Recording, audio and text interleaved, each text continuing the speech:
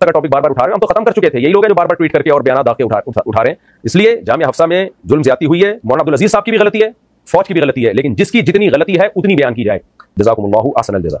साद रिजवी साहब, अगर हम आज साद रिजवी साहब को कह दें या हुकूमत कह दे कि जो मरे हैं उनके नाम पेश करें, वो फौरन नाम पेश कर देंगे। उनका कहीं जनाजा होगा तो साद रिजवी साहब खुद जाएंगे उनका जनाजा पढ़ने के लिए। हवाई कत्ल के दावों को कोई भी नहीं मानता।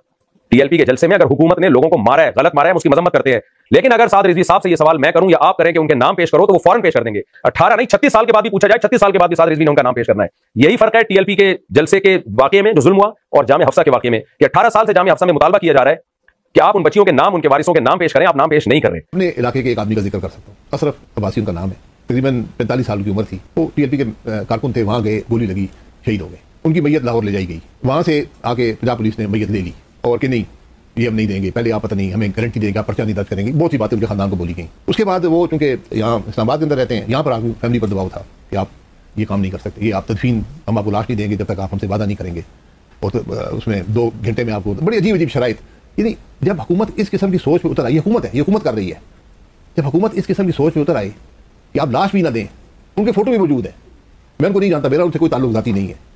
लेकिन एक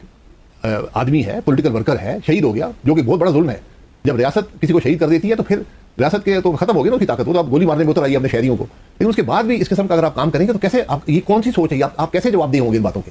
आखिर अगर आप यहाँ को पूछने वाला नहीं है, किसी तो पूछा जाएगा ना। तदफीन के लिए भी लाश हवाले नहीं कर रहे, शराइत लगा रहे हैं, कौन कौन सी जमात पर पाबंदी लगाएंगे? जी, तो आपने मुलाहिज़ा कर लिया, पहले सूबेदार मुफ्तरी तारिक मसूद साहब अपनी समझ लीजिए बूट पॉलिसी का हक अदा कर रहे थे, और इन्होंने जो दावा किया उसके दावे के ख़िलाफ़ हमने पहले भी वीडियोस बनाई और बाकायदा सबूत पेश किए कि किन किन लोगों ने इस मामले के ऊपर क्या क्या बातें कही थी। लेकिन यहाँ पे आज हम आपको, क्योंकि इन्होंने दावा ये किया करंट सिनेरियो के अंदर कि जनाब साद रिजवी भी आपको लिस्टें पेश कर सकता है या उनके नाम पेश कर सकता है, पते पेश कर सकता है, तो हमने फ़ौरी इस सूबेदार के लिए समझ लीजिए बाकायदा एक साबिक वज़ीर आज़म पाकिस्तान को पेश कर दिया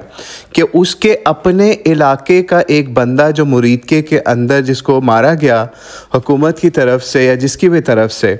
वो उसकी इस वक्त बॉडी भी प्रोवाइड नहीं की जा रही और उसके लवाहिकीन के ऊपर प्रेशर डाला जा रहा है कि वो हम इस शर्त के ऊपर आपको बॉडी देंगे। तो अब आप ख़ुद सोच लीजिए, जब उनसे साइन लेके काम कर लिया जाएगा तो कल को इसी तरीके से मामला होगा आज से 10-15 साल बाद कि मुफ्तरी जैसे लोग उठेंगे और कहेंगे कि भाई हमें रिकॉर्ड दो, वहाँ तो कोई बंदा ही नहीं मरा था, अगर मरा था तो वो दिखाओ, उसके घर वाला कोई बंदा आके कह दे कि वो मरा था। अच्छा, यहाँ पे बड़ी आपको एक अजीब बात बताने लगे हैं कि ये मुफ्तरी ने तो दावा किया था कि कोई एक प्रोड्यूस कर दे लवाहिकीन में से, कोई आके कह दे कि मेरी बच्ची मरी थी। तो हमने इसी तरीके से जब ये बात इधर उधर फैला दी तो सिर्फ एक बुज़ुर्ग जो हैं, ठीक है, एक बुज़ुर्ग जिनकी बेटी जो है वो शहीद हुई थी लाल मस्जिद वाले वाक़े के अंदर या की गई थी शहीद, वो बुज़ुर्ग रोते हुए मीडिया के ऊपर आए, सोशल मीडिया के ऊपर आए और उन्होंने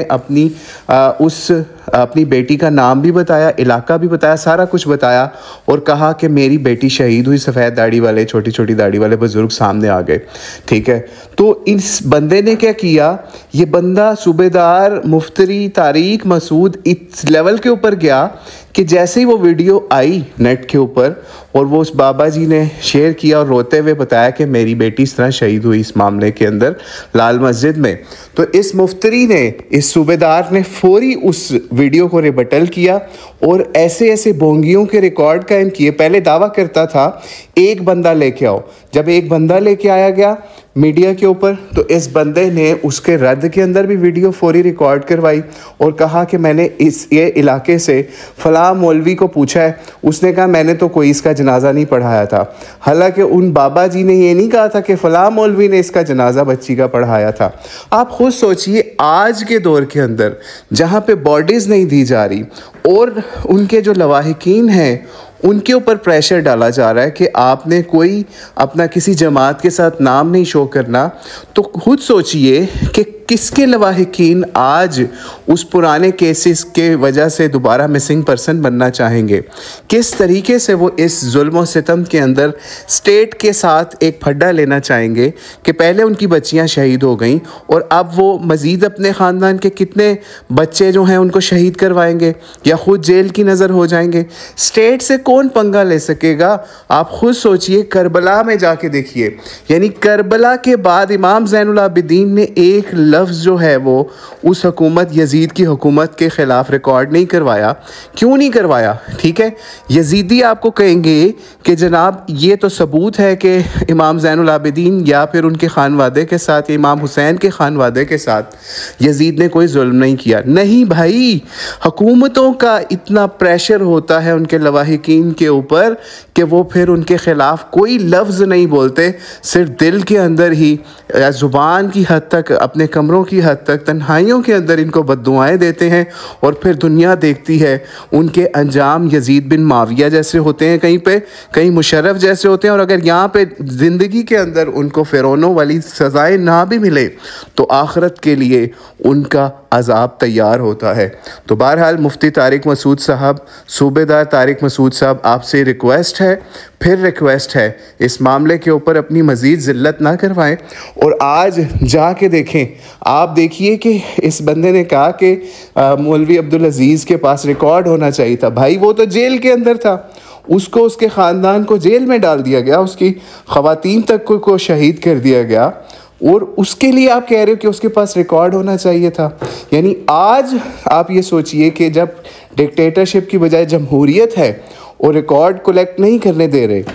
डेड बॉडीज़ तक कलेक्ट नहीं करने दे रहे, तो आप इस आस में बैठे हैं कि कोई सामने आके कहेगा कि हमारा बच्चा बच्ची शहीद कर दिए गए थे लाल मस्जिद में। वो क्यों अपने आप को उस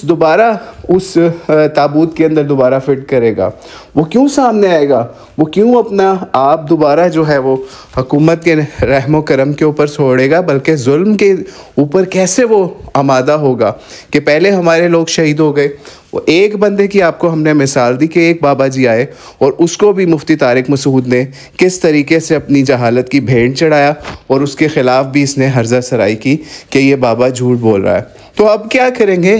मैं तो यही रिक्वेस्ट करूँगा उन लाल मस्जिद के शोहदा के वारिसीन से या उन औरतों लड़कियों के वारिसीन से कि आप बिल्कुल मीडिया पे ना आए, आप अपने आप को बचाएं, अपने ख़ानदान वालों को बचाएं। इस तरह के लोग असल में आपको पकड़वाने के चक्करों में हैं कि ये लोग बोले, फिर हम इनको पकड़वाएं और फिर हम उसी तरीके से वसूलियाँ करें जिस तरीके से मुशर्रफ ने अपनी बुक के अंदर लिखा कि किस तरीके से वो बाहर बंदे या बंदियाँ पहुँचा के वसूलियाँ किया करता था। तो अल्लाह ताला से दुआ है, अल्लाह ताला ऐसे लोगों का अंजाम उन्हीं के साथ करे जिनके ये इस वक्त आउट बने हुए हैं।